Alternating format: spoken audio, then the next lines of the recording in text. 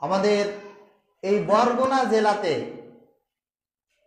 একজন ইমাম সালাতুত তারাবির নামাজ আদায় করাবেন। এই সময় অল্প বয়সী একটা ছেলে সে মসজিদের ভিতরে হট্টগোল করেছে। তো ইমাম সাহেব তাকে একটু শাসায় নিয়েছে যে মসজিদের ভিতরে এটা করা যাবে না, একটু ধমক দিয়েছে। এই ছেলে বাড়িতে চলে গেছে। যাওয়ার পরে তারাবির নামাজ যখন ইমাম সাহেব শেষ করে রুমে ফিরছে, এই উগ্রপন্থী ছেলে, তার বাবা একটু ক্ষমতাধর, কিছু টাকার মালিক, বোঝেন না, টাকার মালিক আর ক্ষমতার মালিক হলে মানুষের 4 পয়সা দাম দেয় না, জোরে কোন ঠিক কিনা? এই ছেলে যে তার বাবাকে নিয়ে এসেছে ইমাম সাহেবের কক্ষে, ভিডিওটা সোশ্যাল মিডিয়ায় ঘুরপাক খাচ্ছে, ভাইরাল ভিডিও। এই ছেলে ইমাম সাহেবরে প্রহার করেছে। বাবার উপস্থিতিতে বাবা তার সন্তানকে আদেশ করতেছে যে হুজুরে মার, তোরে কেন ধমক দিল? 2 টাকার বেতনে চাকরি করে, আমি এত ক্ষমতাধর, আমার এত টাকা পয়সা। দেশ কোথায় যাচ্ছে, সমাজ কোথায় যাচ্ছে? যে জাতি আলেমদের সম্মান দিতে জানে না, যে জাতি আলেমদের মর্যাদা দিতে জানে না, সে জাতির কপালে দুর্ভোগ, জোরে বলেন, আছে না নেই? আল্লাহ রাব্বুল আলামিন কোরআনুল কারীমের ভিতরে আলেমদের মর্যাদা এবং সম্মানের ব্যাপারে আল্লাহ তাআলা বলছেন সূরা মুজাদালার 11 নম্বর আয়াত, ইয়ারফাইল্লাহুল্লাযীনা আমানু ওয়াল্লাযীনা উতুল ইলমা দারাজাত। আল্লাহ তাআলা বলছেন, আমি এই পৃথিবীতে ইমানদারদের মর্যাদা বাড়িয়ে দিয়েছি, আর ইমানদারদের মর্যাদার ভিতরে যাদের মাথার ভিতরে, যাদের দিলের ভিতরে কোরআনের জ্ঞান আছে, যারা আলেম, যারা জ্ঞানী ব্যক্তি, তাদের মর্যাদাকে আমি আল্লাহ তাআলা বাড়িয়ে দিয়েছি। সুবহানাল্লাহ বলেন।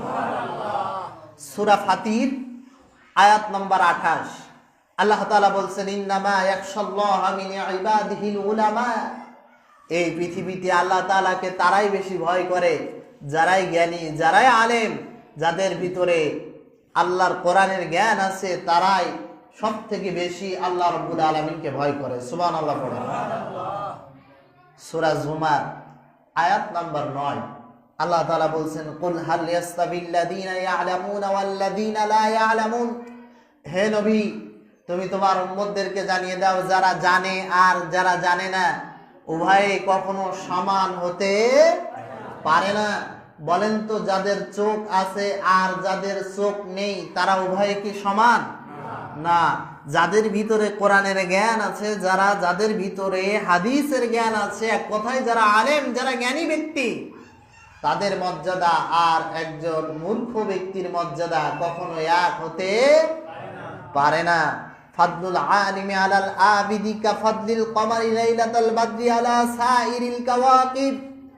প্রিয় নবী সাল্লাল্লাহু আলাইহি ওয়াসাল্লাম বলেছেন, পূর্ণিমার রাতে আকাশে যেমন একটা চাঁদ দেখতে পাও, আর অসংখ্য তারা যেমন আকাশে দেখতে পাও, এই অসংখ্য তারার মাঝে একটা চাঁদের মর্যাদা যেমন, আমার উম্মতের ভিতরে একজন আলেমের মর্যাদা তেমন। প্রিয় নবীর কাছে বলা হলো, হুজুর, আপনার সুন্দর জান্নাতি চেহারাটা দেখে ধন্য হয়ে যায়। কারণ হলো, যে ব্যক্তি রাসূলের চেহারা দেখতে পাবে, জাহান্নামের আগুন তার জন্য চিরতরে হারাম হয়ে যাবে। বলেন সুবহানাল্লাহ। নবীজি বলেছেন, আমার উম্মতেরা শোনো, শয়তান সব কিছুর আকৃতি ধরতে পারে। শয়তান ইচ্ছা করলে যে কোনো কিছুর প্রতিছবি অঙ্কন করতে পারে, কিন্তু আল্লাহ তাআলা আমাকে এমন ভাবে বানিয়েছেন, আল্লাহ রাব্বুল আলামিন আমাকে এমন একটা মর্যাদা দান করেছেন, শয়তান সব জিনিসের সূরাত ধরতে পারলেও আমি নবীর সূরাত শয়তান ধরতে পারে না। এজন্য প্রিয় নবী বলেছেন, আমার কোন উম্মত যদি আমাকে স্বপ্নে দেখতে পায়, তাহলে সে যেন এটাই বাস্তবতায় ধরে নেয়, সে যেন রাসূলকে স্বপ্নে দেখেছে।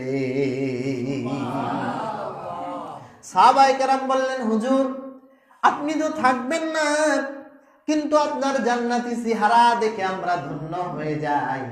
কিন্তু দুনিয়া থেকে যখন বিদায় নেবেন, এমন একটা জামানা আসবে, এমন একটা উম্মতের জামানা আসবে, যখন সেই উম্মতেরা তো আপনাকে খুঁজে পাবে না, তখন তারা কার চেহারা